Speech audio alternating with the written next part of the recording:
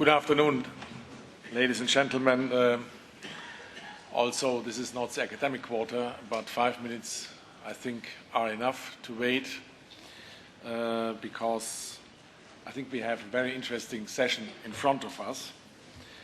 I'm pleased to open this, if I may call it, regulatory session this afternoon, and I would like also to welcome our international panelists to discuss this subject.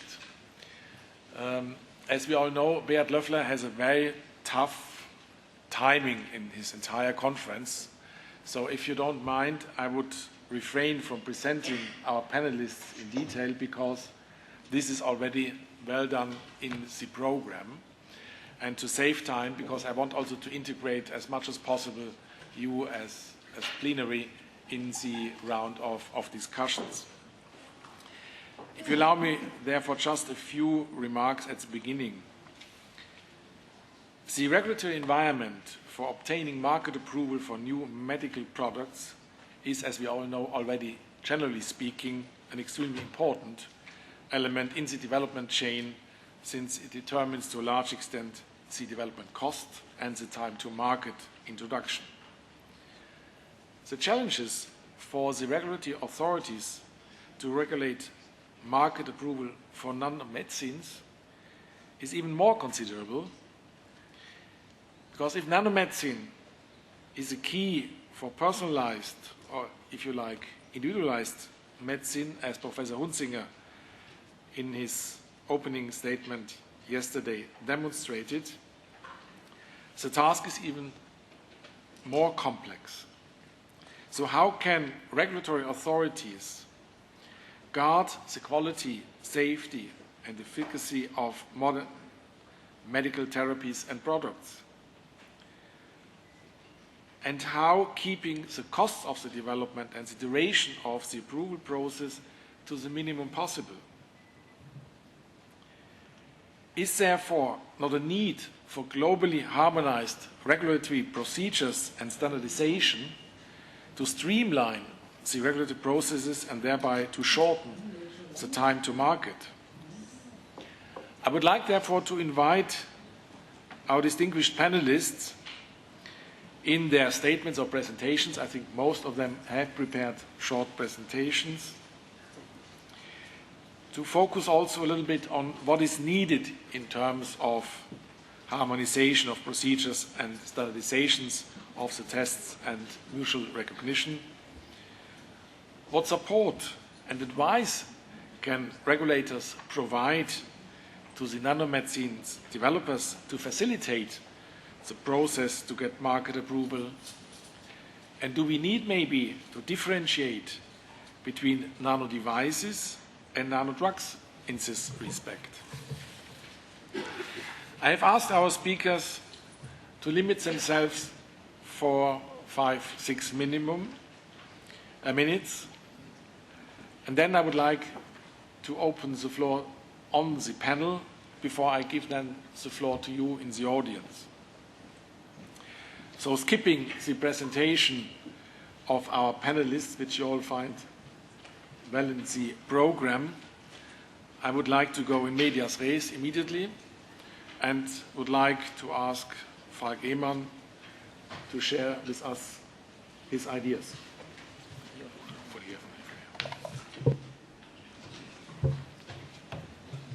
Thank you very much for this nice introduction. Just 5-6 slides. What we did in Europe in mainly 2012, beginning 2013, to facilitate the hopeful successful development of nanomedicines to the benefit of the patients and citizens. Just one slide what we are. We are established in 1995. We are supposed to coordinate EU scientific resources for the safety and for the efficacy of medicines, including the development, evaluation of marketing authorization, risk management, independent information, and the life cycle supervision. We are based in London and have about 800 staff there, but we are actually a network and working closely together with the 42 authorities of the European Union, including 3,000 experts and other EU institutions, including the Food Agency in Parma and notified bodies responsible for devices and other regulatory agencies. Now, this article we just published earlier this year, and I think it really gives a flavor that regulators do change and are looking forward to enable drug development. The idea was really that we have been gatekeepers for a very long time, but now we are gatekeepers and enablers, and we somehow have a more proactive approach. We like to participate as early as possible, as we heard yesterday in a very good talk from a colleague from the FDA. We would like to participate in the drug development as early as possible, give advice to ensure that really at the end we have a successful drug on the market to the benefit of the patient. This article summarizes very well what I will try to summarize in the next slide. So these are just 4 different contact points, if you wish, at the agency which are of interest for medicine developers. One is the EMA SME office. It stands for Small and Medium-Sized Enterprises. And they've been established a couple of years ago. They're very successful. They have more than 200, up to 300 new registration of small, medium-sized enterprises in Europe per year. And once you're registered, they offer massive incentives in terms of money and guidance throughout the product development. There's one small issue here that for the time being, due to legislation, SME office is not open for academia, so I'd highly recommend to go for a small spin-off and then register. But we are working on this as well with the Commission to open this as well for academia, as we see it more and more that these are very important stakeholders. The next one is Innovation and Technology Forum, ITF. Again, here's an email address. I'm mainly working on this. They offer free of charge briefing meeting for any stage during development. It's kind of a first contact with agencies. Again, especially focused on including academia this time, or small, medium-sized enterprises for whom the regulatory world is kind of a forest, which don't know who to contact, where to contact. Sometimes it starts with who's responsible for your product. Is it a device? Is it a combination product? Is it a food? Is it a cosmetic? Is it a borderline product? So there we help you to find the right path. The next one is CHMP scientific advice and novel methods qualification, for example, biomarker qualification. This is a formal procedure. You get a formal statement from the agency, from European regulators, how to go ahead with your product development. And what we established in recent years as well is the qualification process, which is very nice in terms of any kind of biomarker or surrogate marker you would like to use during your clinical development. You can come to the CHMP, to the European Medicines Agency. A panel looks at it, and it will end up in an advice. What do we need more for the qualification? Or, once accepted, this will be published on our website, and if you wish, so pre-competitive, this can be used by anybody all over the world, scientists, academia, other regulatory bodies, to do clinical trials, and this will be accepted by the regulator, which is sometimes very important. And last but not least, what we did in mainly in 2012, there has been a nanomedicines drafting group, which is really focused on what we are doing here today. And they supported development of core procedures, guidelines, and reflection paper. And I'd like to focus a bit more on this. This is just a screenshot on our website, where you can see a dedicated website on guidance for nanomedicines. And at the moment, there's mainly 4 different areas where we focus on in 2012. So one is on next generation nanomedicines, where we look into the future. This has been in close collaboration with a Japanese agency, and my colleague here to my right, she was the rapporteur for this guidance, so we had the main lead on this. It's on block copolymer micelle cells. Then we have a guidance on nanomedicines coating, and 2 further papers, which will be published hopefully shortly, one on liposomal formulations and one on iron oxide particles. The later 2 are for copy versions. So what we would like to expect, or what we'd like to see as regulators for companies developing copy version of these nanomedicines. To make this a bit more visible, we published another article last month basically about these 4 guidances and what we did in terms of workshop and other initiative in Europe to promote and facilitate the drug development, specifically in nanomedicines in Europe and abroad. So I highly recommend this article as well, especially for nanomedicines, to have a look at it.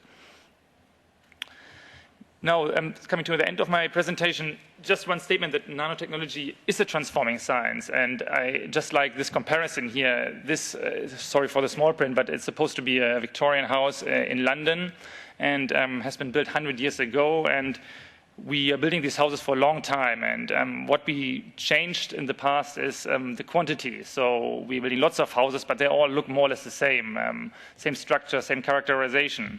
But when we start building other structures, like the Shard, which has been recently topped up in London, then we need to look at different parameters, maybe some unknowns, and we as regulators need to convince about the properties and about the characterization. And with this, I'd like to thank the main contributors, Marisa Papaluca, my line manager at the EMA, Ruth Duncan and Kumiko Sakai-Kato sitting on my right, the two rapporteurs for the block copolymer micelles guideline, and all the other colleagues, including Sandrine Tinton sitting here in the audiences as well, who contributed heavily to the successful drafting of the guidance. Thank you very much.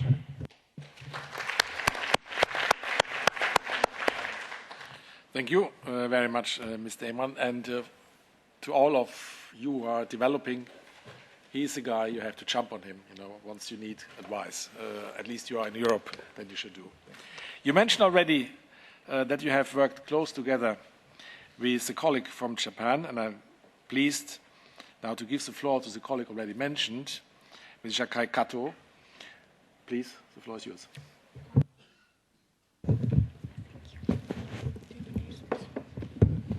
I'd like to thank the conference committee for inviting me at this conference. So I'm here today to talk about the Japanese regulatory approach and perspectives about nanomedicine, because most of the people here are not familiar with the Japanese situations.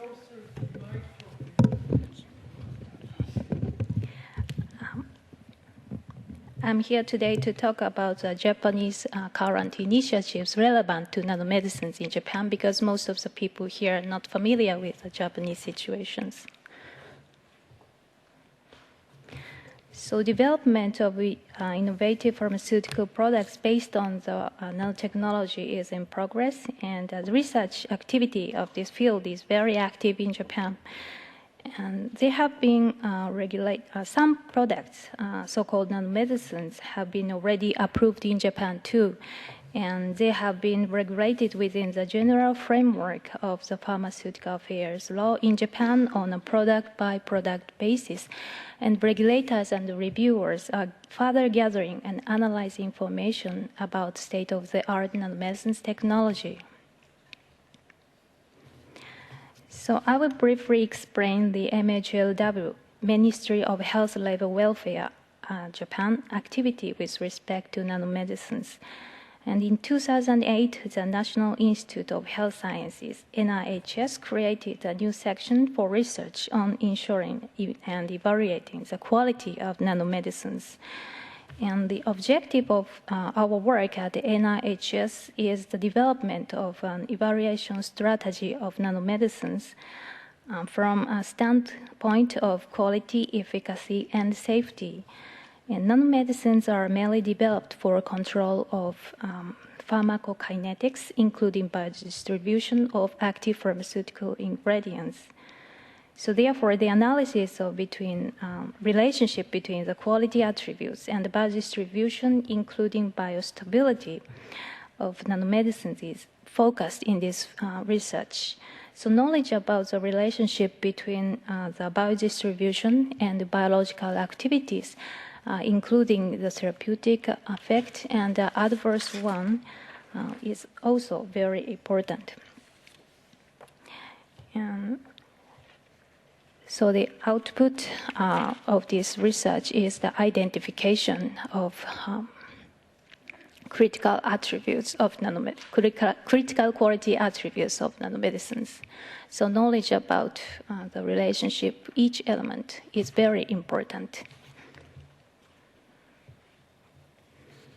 So I'd like to talk about the international cooperations. So as EMA explained, the Ministry of Health, Labor and Welfare, Japan also participates in international regulatory subgroups of nanomedicine. So this February, MHLW and EMA has issued a joint reflection paper of block polymer mices for public consultations. This reflection paper provides a basic information for the pharmaceutical development and non-clinical and early clinical studies of block polymer micelles, and provide guidance at the very early stage of the development. So I'd like to introduce the future issue of nanomedicines in Japan. So research is promoted, especially in the area of analytical method of physicochemical properties of nanomedicines and the evaluation method of biodistribution nanomedicines. In this research, discussion takes place about the regulation of nanomedicines. And secondly, the open discussion promoted between academia and regulatory authorities for enhancing the regulatory scientific research. And international cooperation with other organizations would also be appreciated. So these activities would lead to the point to consider documentation for the effective development and evaluation of nanomedicines product while keeping patient and consumers' safety. So thank you very much for your attention.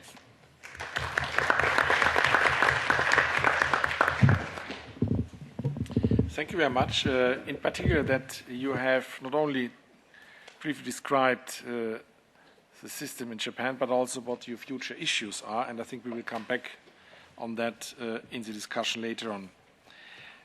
May I now invite Ms. Shahbazian from Health Canada in Ottawa to give us her presentation. Sorry. As my colleagues have already indicated, we're in collaboration with EMEA, with Japan, with US FDA, and collaboration is a key in any international harmonization, and especially if you're working on new technologies.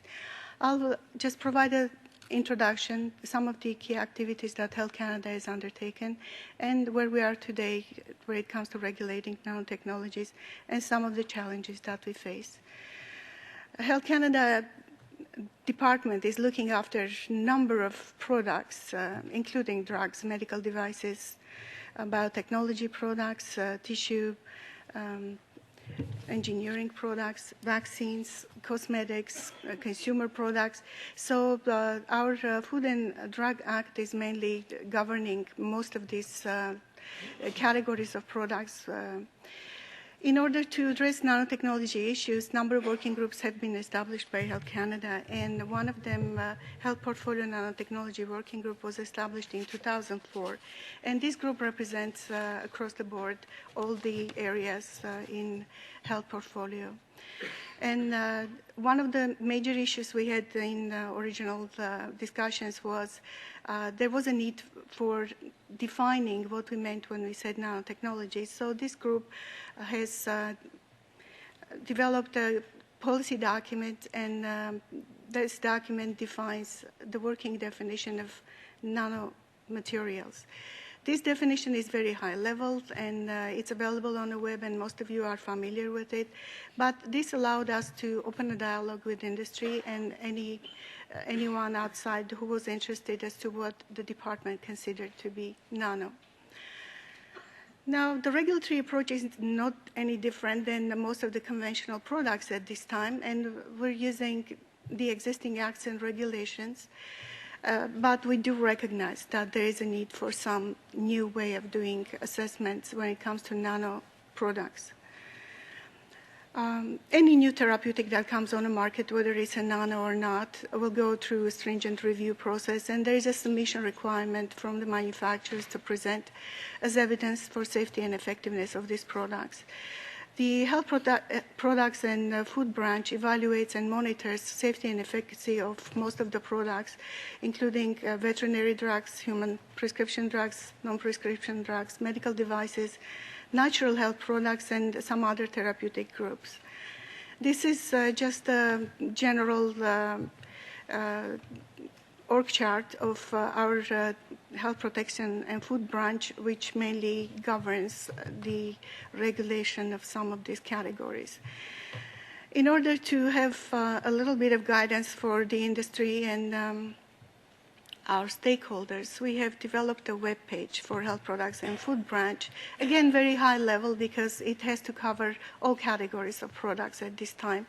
And there's nothing specific, but rather it gives a highlight as to what type of information would one look for.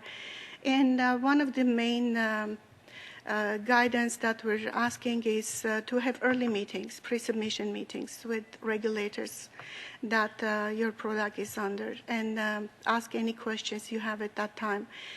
I believe there is a lot of information gap on both sides, and we're still learning and developing new methodologies, and there is nothing to provide final guidance at this time. So we're just learning as we go on and gathering more information, and that's one of the ways to learn about new technologies. Now, in October of 2010, one of the issues was, do we know how many nanotechnology-based products Health Canada has received or currently received or in the past? So to do this, we have added a field in our application form which simply asks the manufacturer whether or not their product is nano-based. We have also introduced this field in our database where it will be recorded if manufacturer provided that information. Unfortunately, this is done on voluntary basis, and so information is not always readily available, and often it will go through a screening process before reviewer will notice that perhaps it should have been categorized as nano. We don't have complete lists at this time as to how many products we have had, but some of the products my colleague has listed, we are all aware of those. And however, those were reviewed before nanotechnology ever was presented as one of the new developing areas in medicine. Currently, we have challenges as a regulator, as a manufacturer, and so we know we don't have any gold standards to refer manufacturers to. However, we're introducing flexible approach, and again, it's case-by-case, product-by-product approach, since you cannot have generalized methodologies at this time to offer. So Health Canada is using flexible approach to go about assessing these products. And also another way of learning is collaboration with our international partners, regulators, in order to address some of the challenges, work together and achieve harmonization wherever possible, wherever regulations allow. We are involved in a number of key international organizations. We have a number of participants in working groups of ISO TC 229 working groups.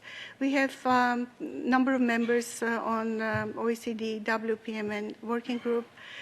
Of course, right now there is a new working group added to ICCR collaboration with the US FDA. The aim of this group on nanotechnology is to seek harmonization when it comes to reviewing products. In this case, it's still looking at substances, but eventually we will get involved as well. And also, I would like to mention our International Regulators Nanotechnology Working Group, where we have most of my colleagues sitting here are members of that group, and this is a very effective, informal communication tool. We get information exchange whenever there is a need for discussion, so I think everyone values these informal conversations. So just to summarize, we're keeping a flexible approach, product-to-product assessment. We don't have that many nano pharmaceuticals that have come to Health Canada. Mainly, we have seen sunscreens. Those were the main areas where we have had some experience in reviewing. Thank you.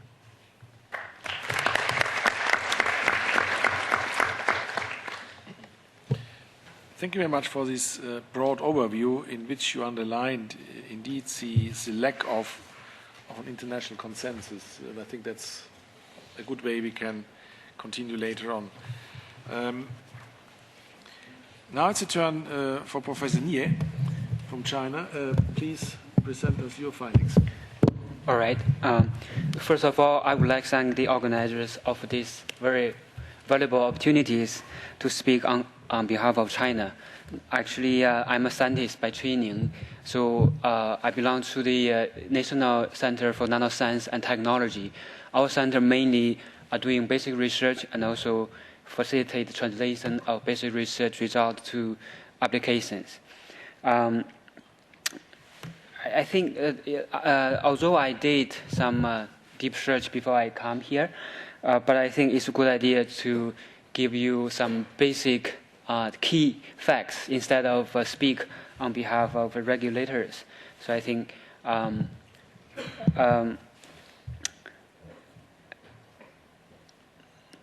okay, so the key facts I would like to say first is the project funded by the key funding agencies like the Ministry of Science and Technology and the National Nature Science Foundation. They are the major research grants funded related with nanomedicine research. And especially for most projects started from 2006. Since then, there are various of nanomedicine projects funded. So far, I think more than 30 already. So because this year there are several such projects. There are about 30 million RMBs per project for 5 years.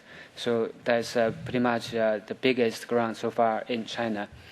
And also, there are, in terms of the new drug development, we also have the Ministry of Health of China to offer the new drug development grant, probably similar or maybe even bigger than this money, but most likely they cover every new drug development, not only for nano, but very few probably related with nano.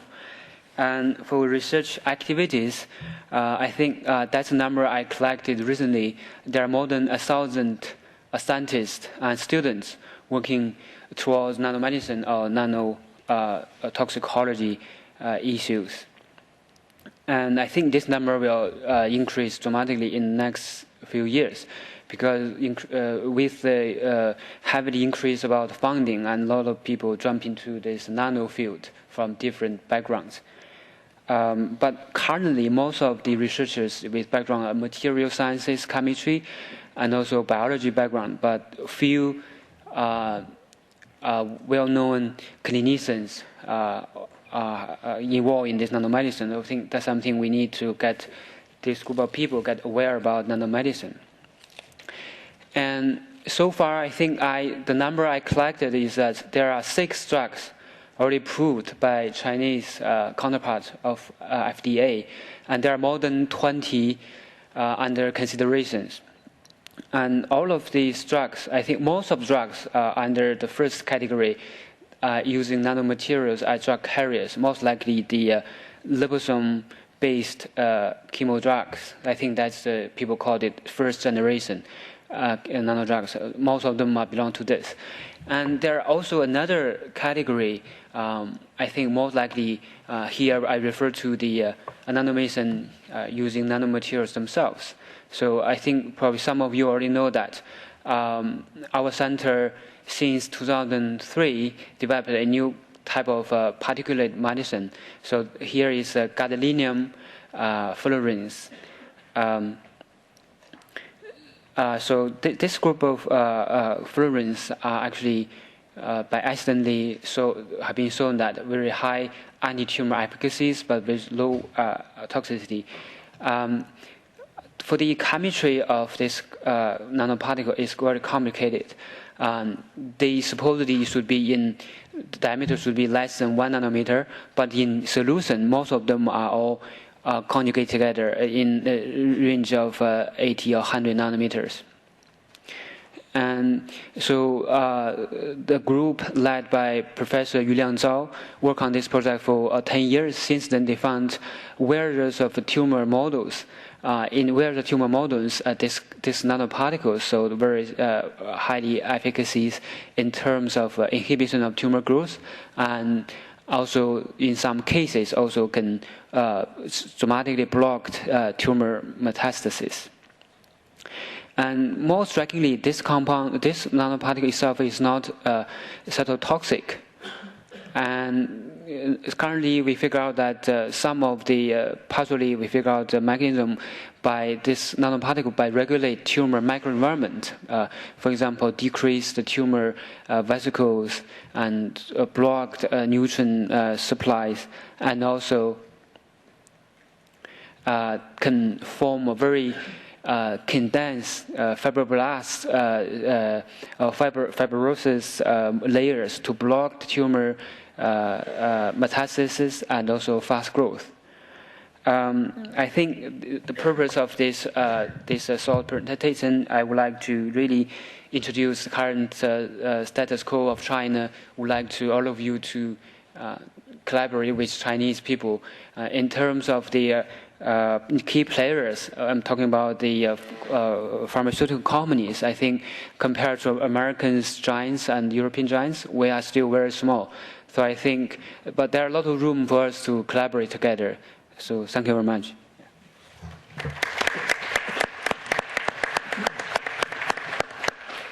Thank you very much also for your insight. Our next panelist is Frank Weichold from the United States. Please. Yes, thank you for giving me the opportunity. I'm not going to repeat the important elements that my colleagues have already alluded to. There are some aspects to think about when you think of a regulator's responsibility. It's been predicted that in 2020, about 50% of all drugs will be somewhat mediated by nanotechnology. And if you think how this is going to evolve, majority of those will be developed by startup, small or medium-sized companies.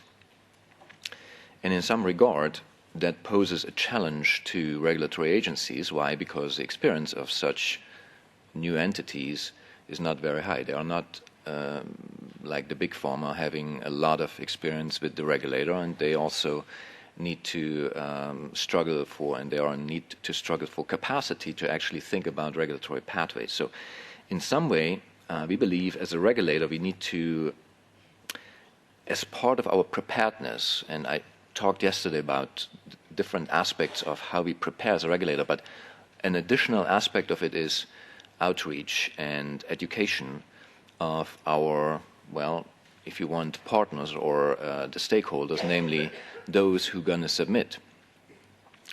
In that context, we have and we are developing outreach programs, entrepreneurship in residencies. One of the challenges is that it's not the main focus or responsibility of the agency, so we have a lot of heated internal discussions, but I guess here's my opportunity to invite you to get involved in this dialogue and help our senior management to understand the importance of that. I think there are important elements also that we need to address in terms of the transparency of the process, as much as the streamlining of regulatory processes and the speed up of regulatory processes, some in the context of accelerated review pathways, which certainly are most important when we talk about new technologies that perhaps even can address unmet medical needs.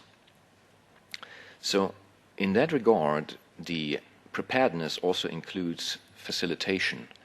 And I think for an U.S. agency who is linked to other government agencies that provide significant funding to academia and through small business innovation research grants to small startup companies, I think we need to have a constructive dialogue how we shape and form this interaction so that we can stimulate it. Because it's, on one hand, you know, the money drives the direction of the research, and certainly capital can make things happen, but it's not just that.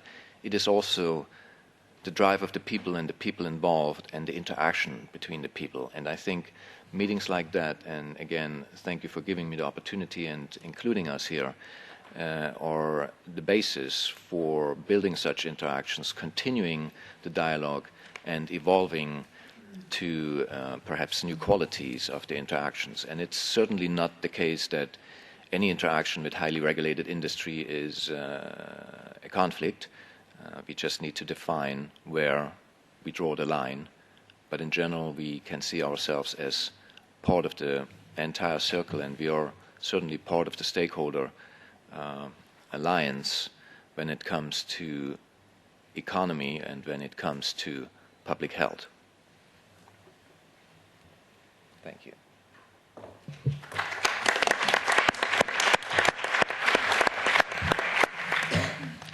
Thank you very much, in particular for the openness to admit that the process is not a problem only for the SMEs to deal with the regulatory authorities, but also for the regulatory authorities to deal with SMEs.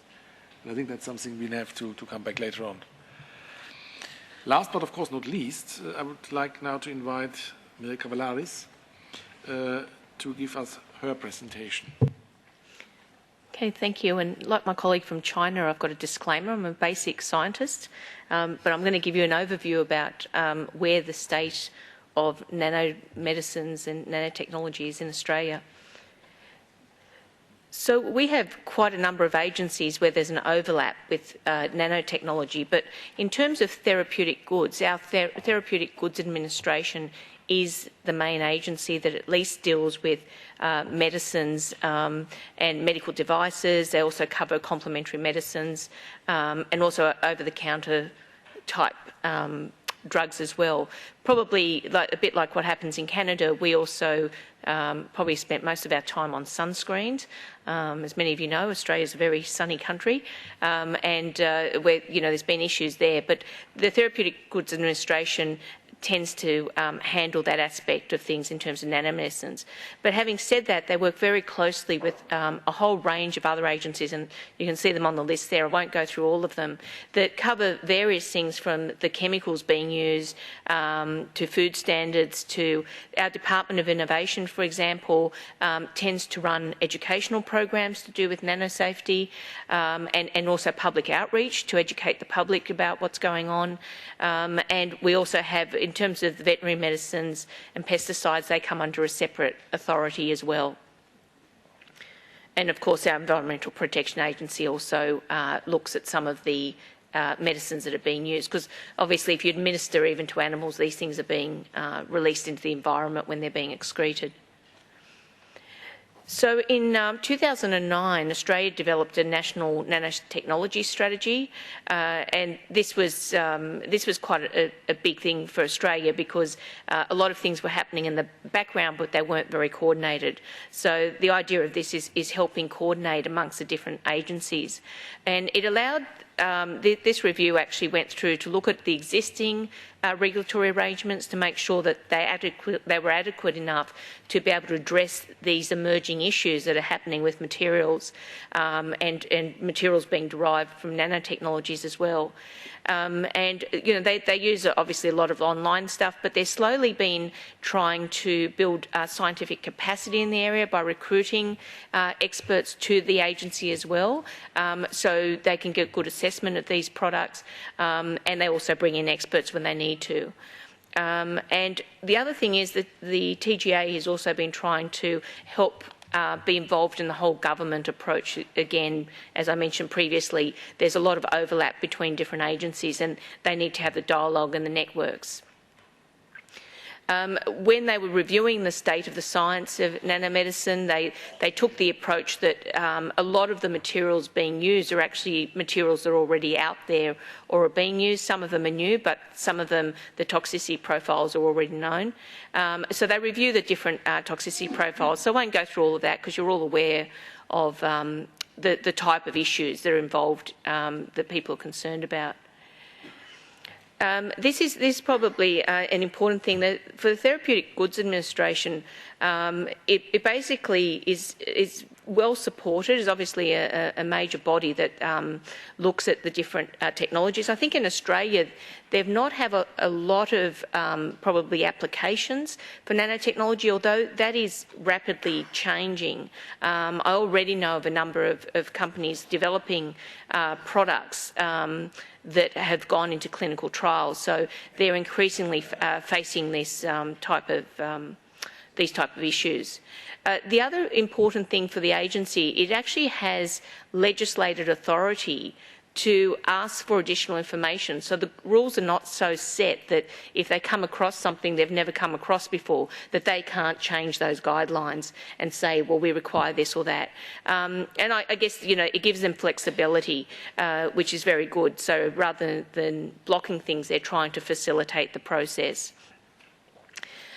And I guess the other thing is they talked about, and I've got to say I've got most of this information from the TGA itself or on the website, which is has a lot of information. But they're very keen to continue to build international collaborations and dialogue, and we'll be exchanging information here at the meeting, and I'll be passing on the information to the TGA. And I've got the name of the person, Dr. Nina Waite Sharma is the person who would have liked to have been here instead of sitting here instead of me. And hopefully you'll be able to get her here next year to talk in a bit more detail about what's happening in Australia. Thank you.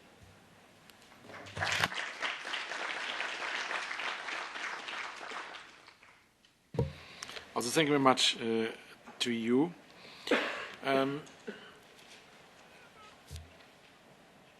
I asked in my brief introduction a question, and the question was what is needed in terms of, let's say, standardization and harmonization. But I think what came out of at least 3 panelists in a relatively clear way is that we might have to look first how to deal with all the developers from the perspective of the regulatory authorities. And I would like to ask, therefore, the panel, to which extent, because we have heard from EMA, from Japan, that there are websites for developers. If we don't harmonize these websites, we run automatically, in my view, into different directions.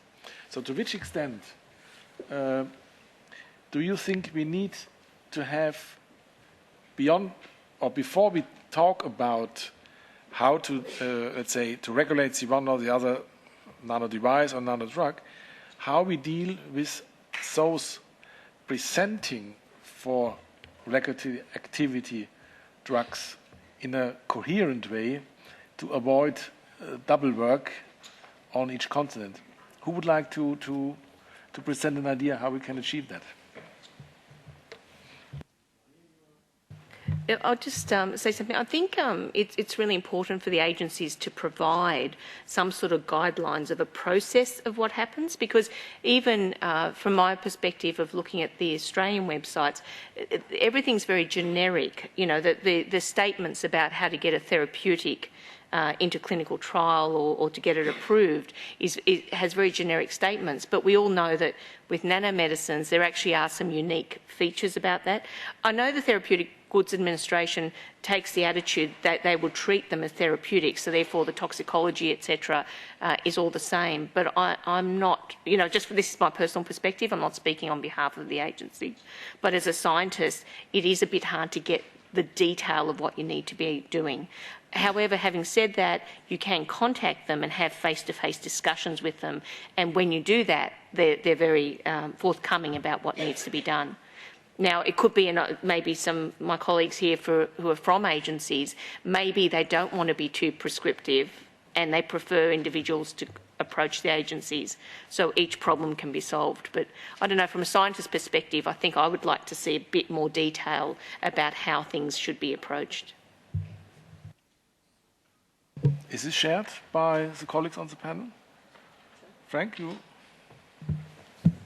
Well, let me at least give you my perspective and some of you know relative short experience with the agency, but perhaps a perspective also from having been outside the agency for quite a while and dealing with questions of approval processes. I think it's always a challenge to define a all-inclusive approach, particularly for the Food and Drug Administration, where the spectrum of regulated products is so broad. And to assume that we can come up with a nanotechnology guidance document that would address all possible questions and all possible pathways, from an agency perspective, it's just practically not possible. On the other hand, we're also facing up that this is an emerging field. It's a iterative process. And as you said, it's a question of dialogue. Certainly, you have to put some stakes in the ground. We certainly have to define some markers and some some cornerstones. And certainly the harmonization between the organizations in the world, as the world is basically one market now, that's very important. There are some working groups that are international working groups, which have different levels of activities. But I believe the networking between the regulatory agencies is a key element that I personally will continue to drive from the side of the FDA. So it's not a good answer, and of course you want to hear that we're going to come out next year not just with a draft guidance, but a guidance that defines all possible pathways. But let's be realistic; it can't be done that way. Yeah. I would support my colleague's statement on we don't have a prescription that will apply to everything. And right now we don't even have sufficient information that we could make a meaningful guidance document on. Even the standards are not finalized. Some of them keep going back for redrafting. And if we speak honestly, we don't even have a uniform definition as to what we consider to be a nano drug versus a regular drug, at which point it becomes a nano, and what are the categories of nano drugs. And if we had those categorizations, maybe we could group those and then look at more narrow definitions or guidances for sunscreens per se. But even the materials in those sunscreen, each one of them are so different. You can't possibly extrapolate and give the same type of guidance for the next product. So for now, it's going to be a rather slow process for us.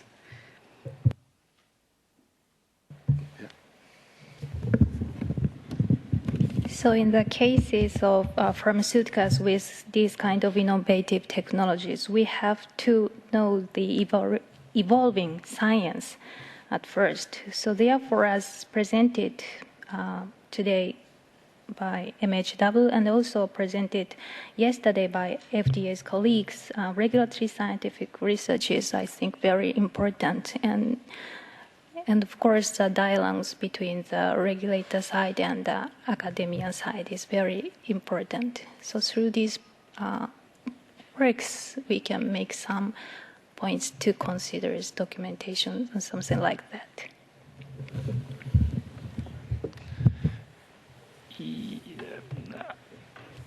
Two things I'd like to say. One thing is on regulatory guidance, and I completely agree with my colleagues. We learn as well by things we see, by things we anticipate, by early development we see in scientific advices, or we see in pre-INDs, or in the more we see, the more we're confronted with, the more we can think about it, we can draft guidance, and upon experience we can draft more guidance, be more specific. We mentioned today some initiatives on block copolymer micelles, liposomal formulations, coating, and iron oxide nanoparticles. So we started to do so, but these are called reflection papers. So reflection is much less than a guidance, but it gives you a hint, an idea, which direction we might go, we will go. And they are open as well first for public consultation. So we like to invite the community for comments on these scientific papers as well, to see whether we go in the right direction or whether we ask for something which is completely unfeasible. Now, important, I think, in terms of harmonization, I think it is that in Europe, I always argue, united in diversity, and dealing with 27 plus Iceland and Norway agencies, I can tell you it is not easy to bring these ones under one hat. But of course, we look very careful what the FDA is publishing, what Japan is publishing. We have lots of teleconferences at different level with them, and I'm very happy that this is engaged on all different levels from the other agencies. And I think very rarely we have a complete disagreement on a scientific topic. There might be borderline topics, but we definitely talk to each other. One point I'd like to highlight where harmonization is absolutely necessary, and this we learned in the last years, is that potential requirements maybe hinder pharmaceutical industry to develop products on a global scale. We had this in biosimilars. There was a piece of legislation in Europe, and I think it was because we've been the first, and it took a while to adapt this on the world scale. But we had a requirement that the comparator product needs to be sourced by an EU authorization. And now if you have the same development in the US, a lot of big companies came to us. Are you really requesting that we make phase 3 clinical trials in US and in EU, which is a complete duplication of work? And this has been taken on board, and we are working with the Commission. Guidance has been redrafted. So this is something definitely we need harmonization. And in these cases, I think regulators do talk and don't want to hinder any international development. But otherwise, it can be inspiring as well, see what other people think, how they develop, and when it comes to science, I think we all speak more or less the same language. Thank you. Thank you, but I'm sorry, I have to come back because to have dialogue is not enough for me. If on the one hand we need to make progress, and we learn that we all are looking, at least to some extent, for our own definitions, we will neither allow SMEs who are more or less preparing these new drugs to survive, nor we manage to get to the patient in, let's say, a reasonable time frame, new therapies. So I wonder, do we not need a more, let's say, structured dialogue besides, let's say, having, as this panel fortunately demonstrates, as they seem to know each other very well, but do we not need to have, let's say, a better structure which would allow, if, because of the diversity of the drug development, somewhere a certain procedure, a certain regulatory aspect has been settled, to facilitate, to take this over into other countries, other regions. What could we do in this regard? Because I understand, of course, that to harmonize from the outset would probably a now run because too many sensitivities are there linked to that. Frank? Yes, I have at least one proposal. What we can do is in reflection of this discussion, I go back to my senior management and tell the Office of International Programs and Relationships that this is a high priority to make this more transparent, for one, and more formal, number two, and also define some specific goals and timelines. And I think that would be a step forward. And I'm actually grateful for this inspiration and the leverage that you provide me here, because I think we've all been thinking about it, but let's be honest, agencies also struggle with resources. And the prioritization is often a question that senior management needs some feedback with, and I'm happy to provide that, and I think that's an important aspect to drive forward.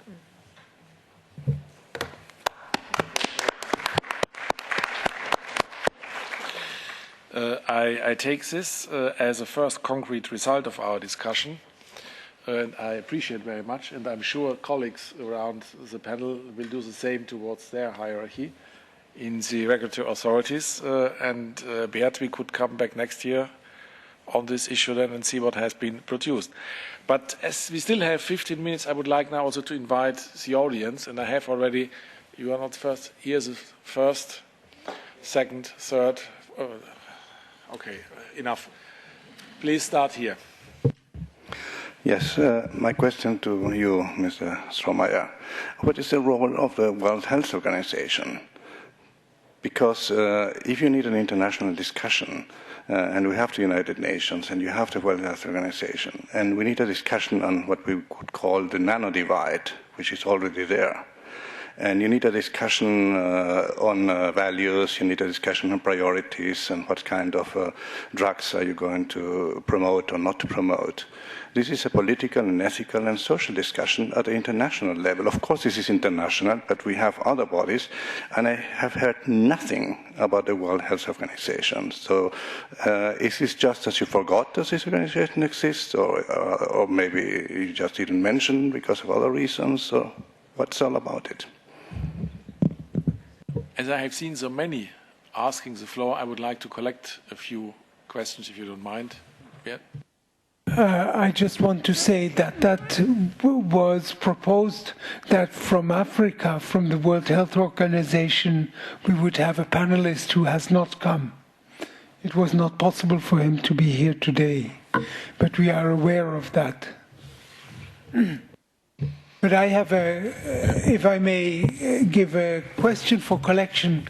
I am a lay in this matter, but what I see when you make a project, first you try, when you do harmonization, to discuss what is the definition of what we talk about. And when you read very carefully the regulations at the sites of EMA and of the sites of FDA, you come to the conclusion actually that there's total different definitions. The second point is that, for instance, or to document this, what is a nano device in the United States and what is a nano device in the European Union? And I think the next point that I see in this is, or my question actually is, when you talk about harmonization, why would it not be a very good proposal, or why is it not done, that first you come to a conclusion, what are we talking about together on the same standards of talking?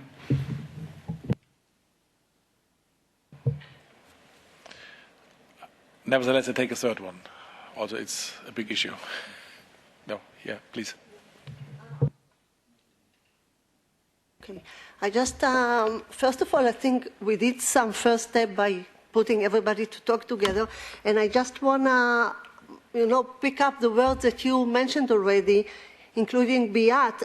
You speaking about open conversation, struggling with resources, and utilize all knowledge and so on.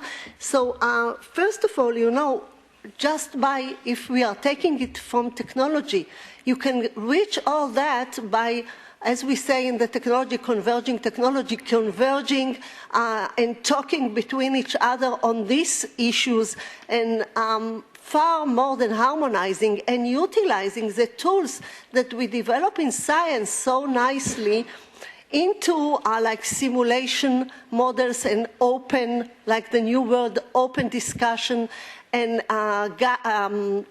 online guidance, and there are so many things that you can help the SME and the small medium, and I should say, maybe think very hard and hardworking to keep the society safety, but outside the box, about how could you reach, these industries and the society to make it easier utilizing all those tools.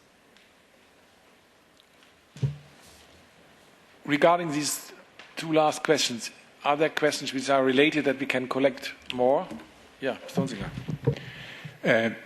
Due to personalization of medicine, the patient groups will become smaller, which means that there is a much broader variety of products which potentially come to the clinic, which will be a big burden for the agencies. Now, if I am developing a technical product in Europe, CE marking gives me two options. One is to qualify the product as a black box with a notified body. And the second option is to qualify the company which produces this product by defined quality management, risk management processes. And in the pharmaceutical domain, we have the black box, now we have the product qualification. historically, in pharmaceutics, there was also the approach of Magistralrezeptur in our country, which allowed a pharmacist to prepare products for an individual patient, which has somehow disappeared from the landscape. But my question is would there be a way in the future to qualify processes rather than products? I think that's, combined with Beat's question, a very interesting one, which requires an immediate answer. Who would like to answer first? Frank? Not that I always want to be the first, but I certainly have thoughts on that. I think it's a very timely question to think about, and starting with the last question first, because of my brain has it sorted that way. The qualification of systems and the qualification of general approaches. I think platform technologies have been considered to be qualified and validated for manufacturing of regulated products, also because of preparedness in emergency and threat cases. So I think there are a number of thoughts that have been considered by at least the FDA in that context. However, currently, we believe we don't have enough information, and we don't share information effectively enough to be able to provide such broad qualification of systems, platforms, and general technology. What we are currently doing or trying to do is validate or qualify drug development tools, for example, biomarkers, that are very specific for either pathway or a disease or a product. But I believe looking forward, we should expand and we should use the data and what we've learned from it to take that next step, because I believe that's quintessential to make relevant and significant process, also in the context of individualized medicine. I believe individualized medicine is not possible if we are not validating certain systems, certain diagnostics, and ways of manufacturing. But I think here comes the very first question into the game. Because I understand your answer perfectly well, and this is, if I would say, a normal reflex of regulatory authority.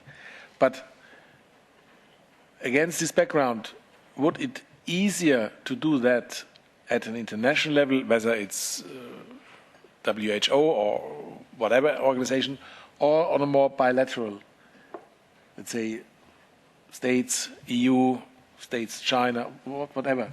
What do you think?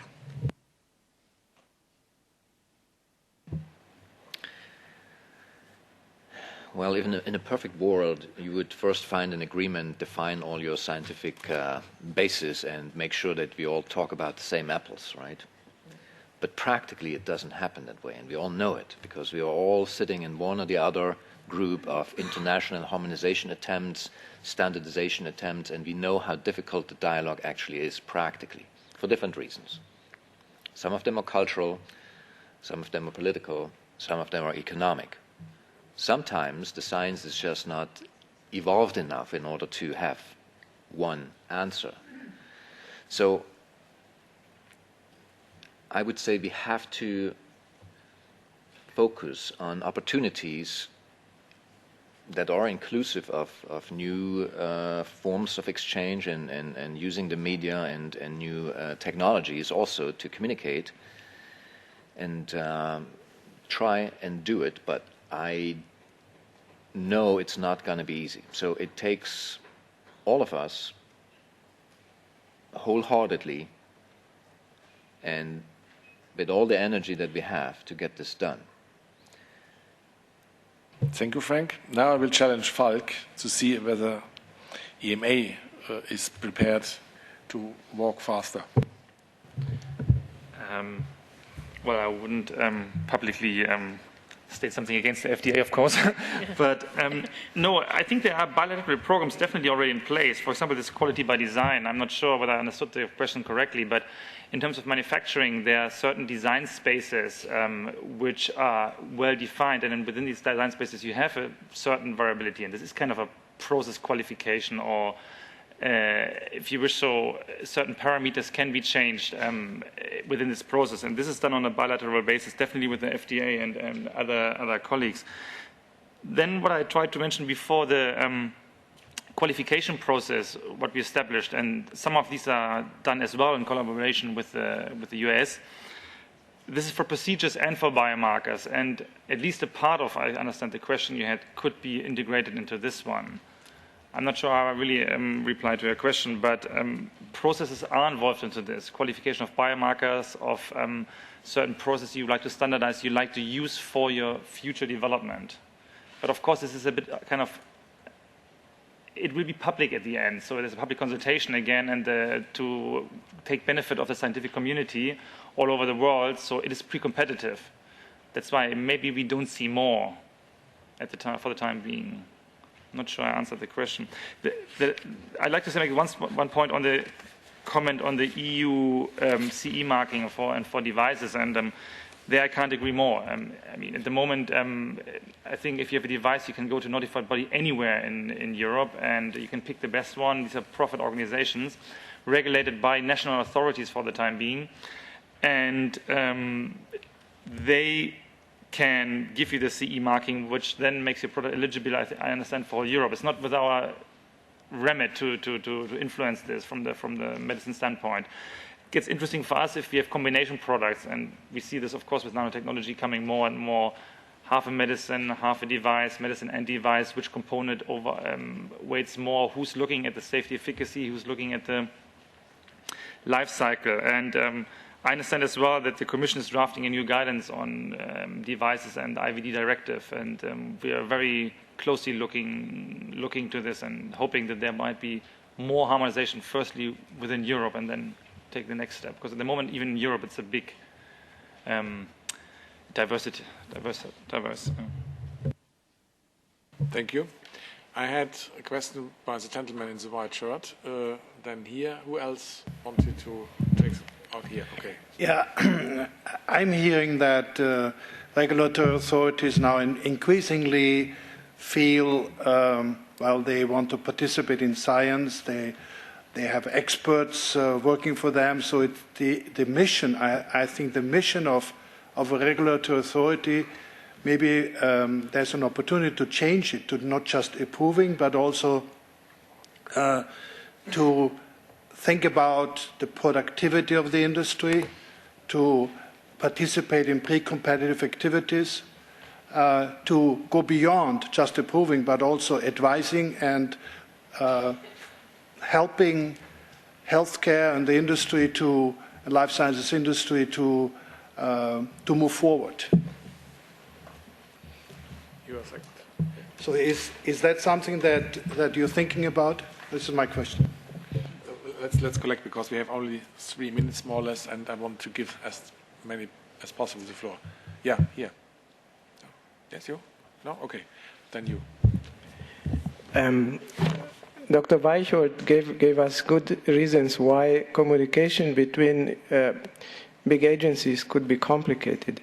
And under such circumstances, it could be maybe a good idea if you would agree in one point where there is no compromise, no discussion, where everybody agrees. For instance, if there is any side effect of a system that you agree that you share this immediately, then you would be one common factor, you would have one common factor, and you can build on this. So you can expand on this common factor.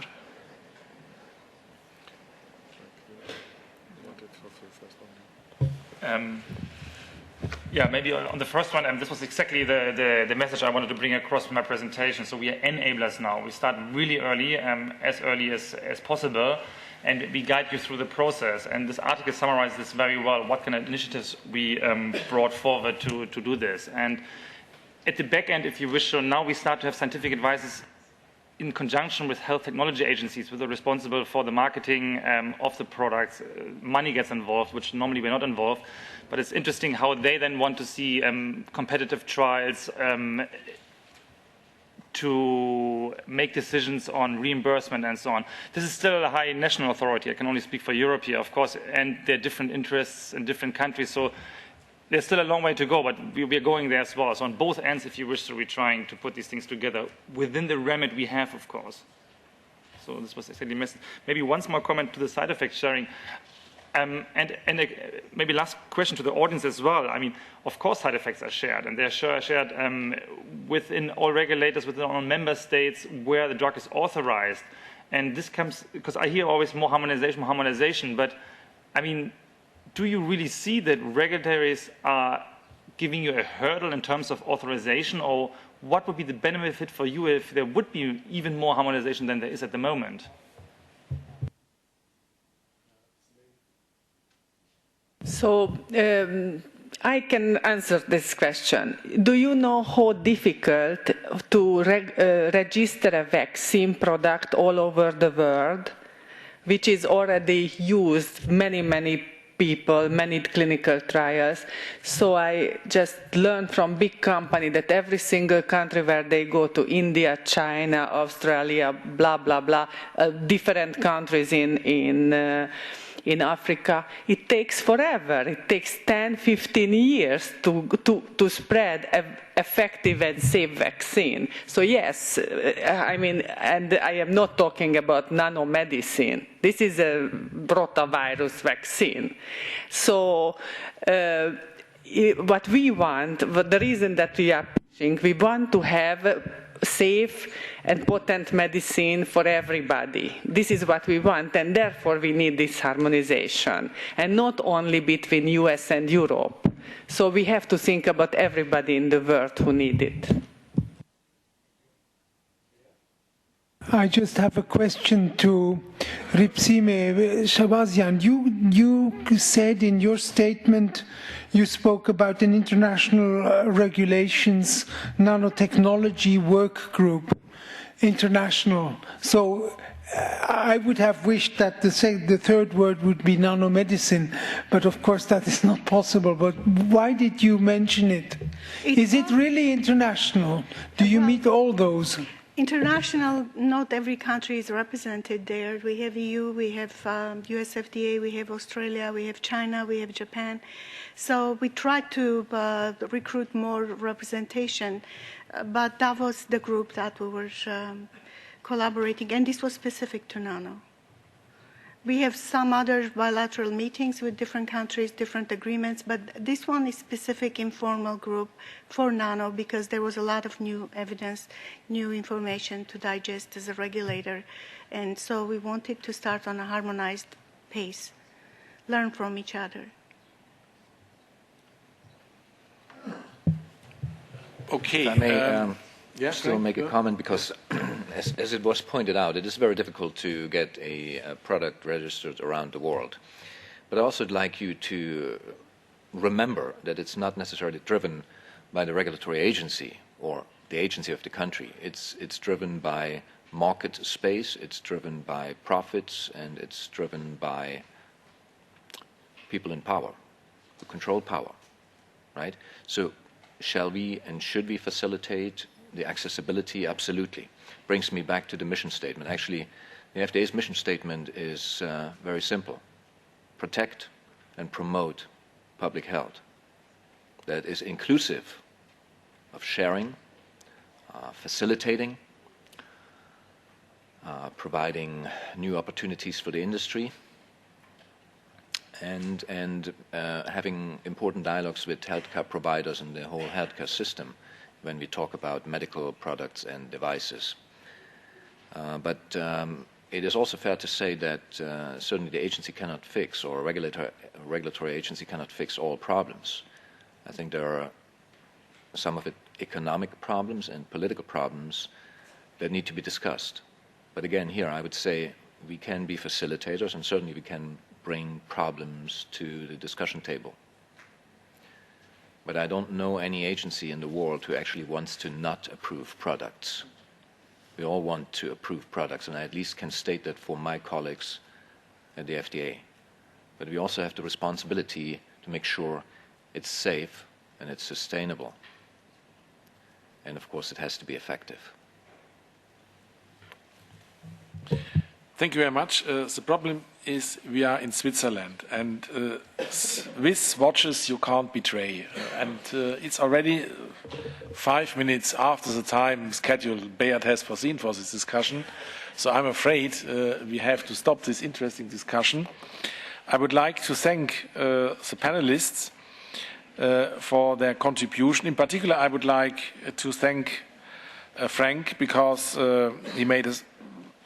he took an engagement. I think this is also a good example to be followed by his colleagues. That would be a first concrete result. Would you repeat this commitment, this decision point?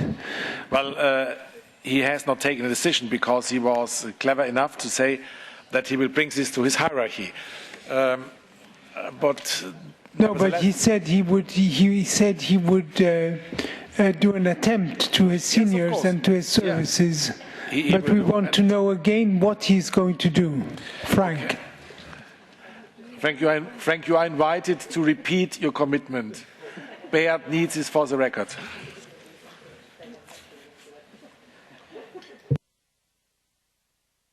Well, I was discussing with my colleague. I hope you're going to repeat that to me so I actually know what you signed me up for.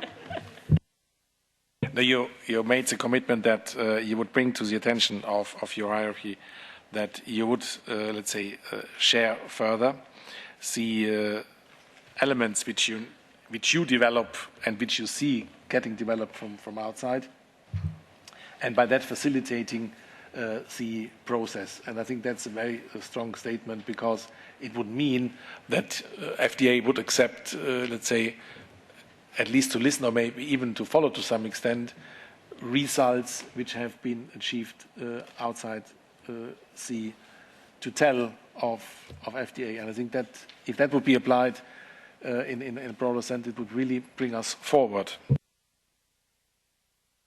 I switched it off. Okay. So yes, I cannot promise you that the FDA will follow, but the FDA will assess, evaluate, and discuss. And I make it a priority, I promise, when I go back and you give me the leverage to do so, because then it's not my personal opinion, but it's a public demand. Thank you very much. And the second element I draw as a concrete, let's say, maybe not a result, but as a concrete idea, is that we indeed should look together to the individual websites and see to which extent we can, let's say, avoiding the word harmonization, to make them comparable at least, to facilitate those SMEs presenting nanodrugs, the live or the dialogue with the respective regulators. I think that is also something where we should continue to think about. So let me thank you all for having joined this session, and by that I can close it. Thank you.